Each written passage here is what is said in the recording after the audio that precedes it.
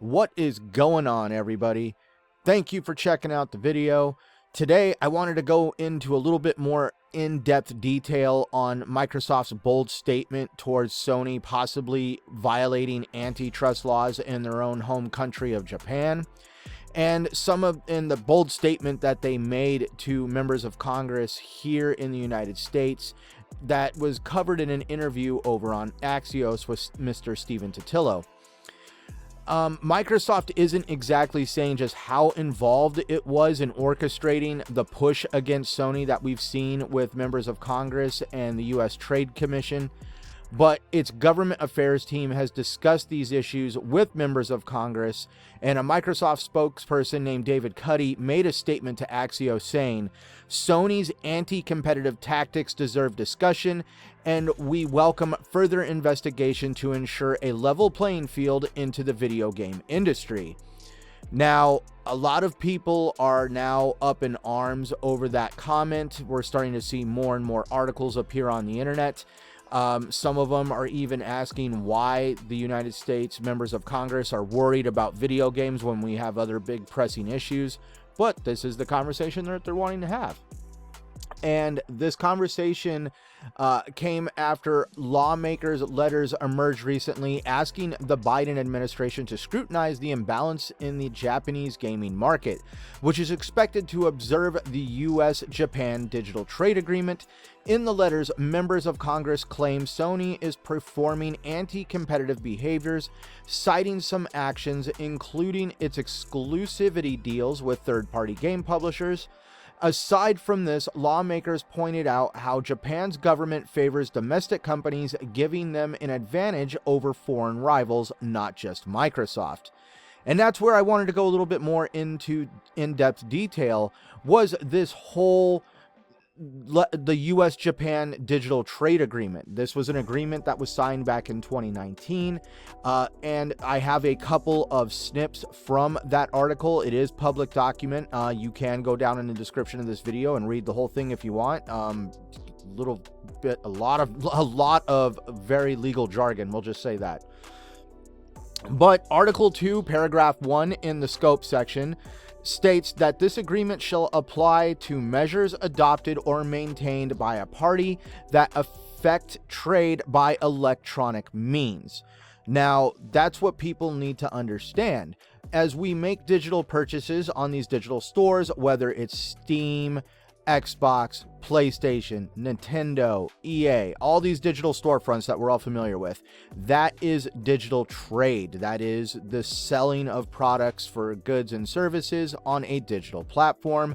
And so this article, this agreement between the United States and Japan covers that wide breadth of digital exchange. And the part that a lot of the members of Congress really want looked at is Article 8. Paragraph 1, non-discriminatory treatment of digital products. In Paragraph 1, it is stated, neither party shall accord less favorable treatment to a digital product created, produced, published, contracted for, commissioned, or first made available on commercial terms in the territory of the other party, or to a digital product of which the author, performer, producer, developer, or owner is a person of the other party. Then it accords to other like digital products. And then going into Article 18, Paragraph 1 on interactive computer services, the parties recognize the importance of the promotion of interactive computer services, including for small and medium-sized enterprises, as vital to the promotion of digital trade. So the whole limiting Microsoft from having games like Square Enix's Final Fantasy VII and Final Fantasy XVI and other products from that region could potentially be violating that agreement between the United States and Japan, which is going to be brought up at the G7 conference when members of the U.S. Trade Commission, the U.S. Trade representatives, will have a little bit of a short discussion from what it sounds like with the Japan FTC on exactly how do they feel about the statements that are being made towards Sony and how the Japan FTC doesn't enforce these rules on them.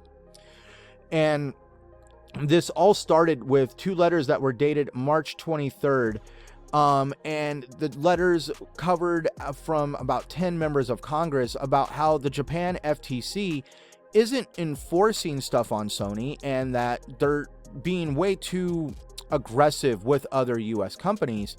But that's where things are taking an even interesting turn at this point, because the Japan FTC approved the deal. They only went through their phase 1 investigation, and with the formulas that they use in their phase 1 investigation, they feel that there's no real issue with competition by Microsoft purchasing Activision. And this took place, these letters showed up with the U.S. Trade representatives 5 days after the Japan FTC issued its conclusion on the Activision acquisition review. It is unknown whether the lawmakers' actions influenced the decision, but it can be recalled that the letters stressed the imbalance in the Japanese gaming market, which is expected to observe the U.S.-Japan Digital Trade Agreement. The lawmakers also asked the United States trade representatives to seek consultations with Japan to address this issue. They are quoted in saying that the U.S. trade representatives should seek consultations with Japan under the agreement to address concerns about unequal application of its antitrust law and the resulting discrimination against U.S. companies. One of the letters reads, in addition, U.S. trade representatives should consider identifying barriers to access to the Japanese gaming market in the forthcoming 2023 National Trade Estimate. The Japan FTC concluded that the transaction is unlikely to result in substantially restraining competition in any particular fields of trade, which was stated in their Phase 1 review on March 10th on their website. The JFTC joined the list of other competition watchdogs expressing approval for the proposed merger. Its decision, however, is a huge blow for Sony, the biggest opponent of Microsoft in persuading different watchdogs to approve the deal. By the Japan FTC deciding to approve this deal, it almost at this point feels that all these letters that are being sent to the U.S. trade representatives and all the cries for foul when it comes to enforcement of antitrust law over in Japan really just seems like posturing at this point. I don't really see how the U.S. trade representatives can argue that Japan is being too aggressive on U.S. companies, considering they didn't even make it past the Phase 1 investigation of the proposed merger between Activision and Microsoft.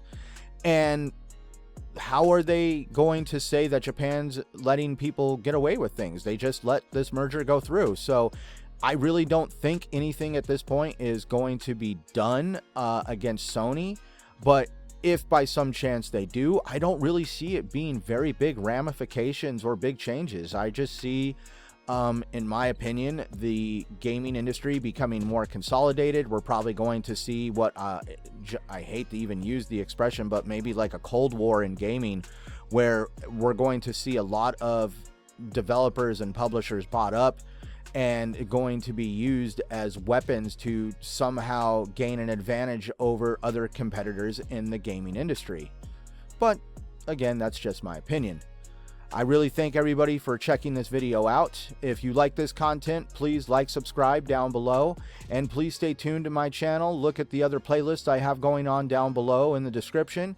And as always, everybody, please remember to play what you love on the platform that you prefer, no matter what anybody says, and thank you for watching.